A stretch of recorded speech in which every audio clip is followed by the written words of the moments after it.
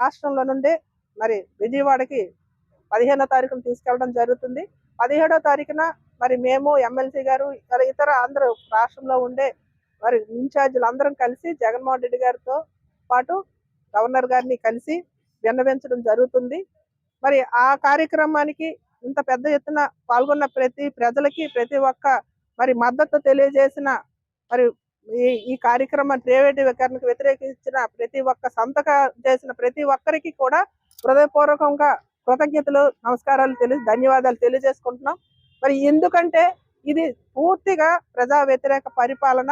ఈ కూటమి పాలనలో ఇంత దుర్బుద్ధితో ముందు ఇచ్చిన హామీలు నెరవేర్చకుండా ప్రతి విషయాన్ని కూడా డైవర్ట్ చేస్తూ ప్రతి ఒక్క విషయాన్ని కూడా వాళ్ళ సొంత అవసరాల కోసం వాళ్ళ తాలూకా సొంత మనుషుల కోసం వారి కోసమే ఈ పరిపాలనలో భాగస్వాములు చేసుకుంటూ దోచుకునే ప్రభుత్వంగా ఈరోజు